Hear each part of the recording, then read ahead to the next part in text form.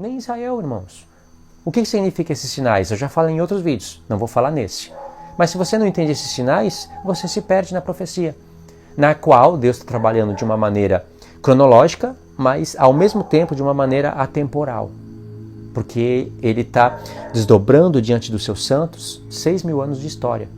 Você vai ver que Apocalipse 12 faz referência a Eva, então tem Adão, faz referência ao tempo de Israel, que recebe asas de águia e vai até o deserto, então está falando de Moisés. Faz referência ao tempo do nascimento de Cristo, quando ele nasceu por Maria. E aí a profecia se desenrola lá para o futuro, para a última semana, para a metade da última semana. Então tem Adão, Moisés, Jesus e o tempo do fim. De Adão até Moisés, 2.000 anos, de Moisés até Jesus, 2.000 anos, e de Jesus até o tempo do fim, mais 2.000 anos, 2, 4, 6. Deus está querendo desenrolar a história para você, ler a história através das profecias, através do Apocalipse, que é um acoplador de profecias, para você entender a linha do tempo dele, na qual ele trabalha de maneira atemporal, porque ele cruza os tempos, para nos revelar o 7º milênio.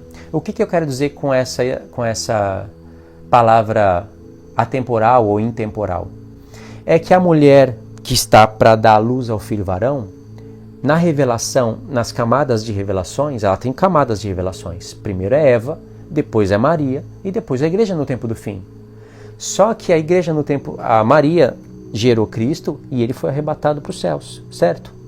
Isso não vai acontecer no tempo do fim. Mas no tempo do fim, a esposa vai estar grávida, porque Cristo tem que ser formado em nós. E não para a primeira vinda dele, mas para a segunda. Esse entendimento é revelado pelos profetas. Não tem como você imaginar isso no Apocalipse. Por isso que ela está vestida do sol, com a lua debaixo dos pés e com uma coroa de 12 estrelas na cabeça, que está falando coisas que vocês nem imaginam. Mas eu posso dizer que ela está falando que a antiga aliança passou, que o tempo de trevas passou, e que ela agora está revestida do sol da justiça, que ela está revestida da nova aliança eterna. E a coroa de 12 estrelas fala de ressurreição dos santos, fala pelos profetas de ressurreição dos santos e da restauração do reino de Israel. Essas são as alegorias que eu falei aqui em simples palavras. Então olha como Deus está trabalhando de maneira profunda em Apocalipse 12. Antes de Apocalipse 12, você vai estar lendo Apocalipse 11 e você vai ver que tocou a última trombeta, chegou o tempo em que Cristo passou a reinar, todas as nações agora pertencem a Ele, chegou o tempo da ira, ou seja, besta da terra, besta do mar, metade da semana, fim da semana, ficou tudo para trás em Apocalipse 11. O assunto que Deus estava revelando foi interrompido no Apocalipse 11, verso 19. Aí vai ter uma epígrafe chamada A Mulher e o Dragão, dependendo da Bíblia que você está lendo, vai ter uma epígrafe entre o Apocalipse 11 para o 12. Aí você vai começar a ler o 12 e você vai ver que houve uma interrupção do assunto e Deus vai voltar no passado, distribuir as profecias diante dos seus olhos, ir para o futuro, voltar no presente, e isso se chama intertexto, analepse, flashback. Ele está fazendo tudo isso, Deus. E ele faz isso não só para o assunto ficar dinâmico, não só para o assunto ficar extremamente revelador, não só para colocar os seus santos à prova, porque ele coloca os seus santos à prova, mas também por necessidade, irmãos. Não tem como ele explicar tudo de maneira cronológica certinha. Isso é necessidade. Quando nós estamos conversando com alguém, principalmente quando a conversa é complexa, não é qualquer papo, uma conversa de assuntos complexos, difíceis, várias vezes a gente tem que interromper um assunto, buscar uma referência lá no passado, para explicar o porquê que a gente está falando disso. Aí a gente traz aquela referência do passado, um exemplo, explica o que a gente está querendo dizer, aí a pessoa entende, aí continua falando, prosseguindo o assunto para a gente trazer o desfecho da conversa. E às vezes a gente tem que buscar uma referência lá no passado e falar, tá vendo? Lembra que aconteceu assim, em tal data, em tal tempo, com tal pessoa? É por isso que nós estamos assim. Porque se a gente continuar assim, olha como vai ser o futuro. É assim que Deus está fazendo no Apocalipse, o tempo todo. Entendeu? Então ele não faz isso só para ficar mais interessante, ou para ficar complicado, ou só para provar os seus santos. Ele faz isso também por necessidade. por ser um assunto complexo e revelador. E aí, irmãos, o que eu quero trazer de novo para vocês? Leiam o Apocalipse dessa maneira, tentam encontrar as referências do texto, não leia tudo de maneira linear. Se não é de maneira linear, como que eu vou saber qual é a sequência de qual coisa? Pelos profetas. É impossível você tentar imaginar as coisas somente lendo o Apocalipse. Você pode fazer um estudo muito bem feito no Apocalipse, memorizar os pontos, os fatos, a sequência do próprio Apocalipse. Se Deus mostrou nessa sequência, é porque nessa sequência é importante. Deus que mostrou isso. Mas não acontece tudo nessa sequência. Isso é fato. Eu dei um exemplo só em Apocalipse 11. Em Apocalipse 16, você vai ver que foi derramado a 7ª taça, Deus destruiu com a grande Babilônia, acabou com tudo.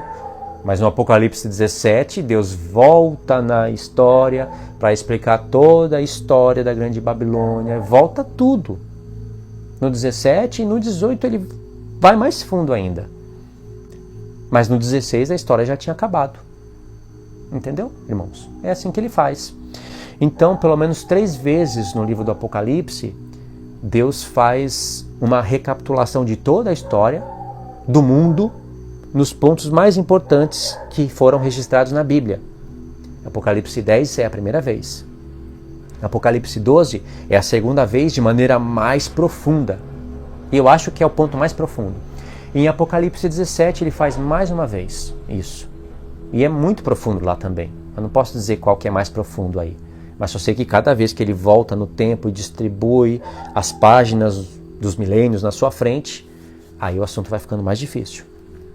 Então, irmãos, aquela mulher, ela não é só Israel, não é só a igreja, não é só Maria, mas faz referências a esses pontos. Porque a história foi construída assim, irmãos. Deus fez uma promessa para Eva, que se cumpriu, primeiro cumprimento ali em Maria. Nasceu o filho que foi prometido para Eva. Só que o filho que nasceu ainda teria que receber as promessas. Quando o filho varão foi arrebatado para o seu trono, está falando da ressurreição de Cristo. Mas quando Cristo foi arrebatado para o trono, diz: assenta-te à minha direita até que eu ponha todos os inimigos por estrado dos seus pés. E quando isso estiver prestes a se findar, o mundo todo vai estar em dores de parto. Principalmente a esposa de Deus, que está representado naquela mulher também de maneira atemporal. Porque quando Maria estava tendo dores de parto, ou Israel estava ali para gerar Cristo, não estavam revestidos de sol, nem com a lua debaixo dos pés, nem com uma coroa de 12 estrelas na cabeça.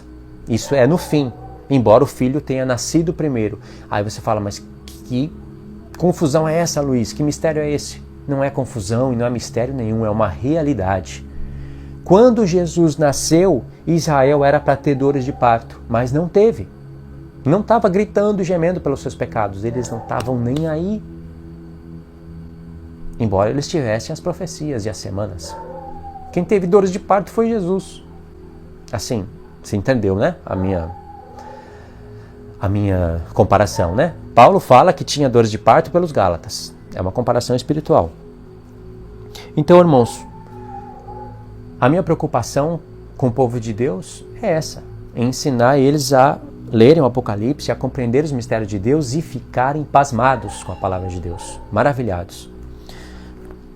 Vou ler um texto para vocês, que foi eu disse que não ia falar as mesmas coisas, né? Vou ler um texto para vocês, que já assistiram os meus vídeos, vão entender completamente. Os que não assistiram, paciência, você vai entender esse vídeo aqui através dos outros, que se encontra em Miqueias capítulo 5, irmãos. Em Miqueias capítulo 4, também vai falar de dores de parto, mas o 5 é interessante por causa desse ponto. Miqueias 5, verso 2. E tu, Belém, Efrata,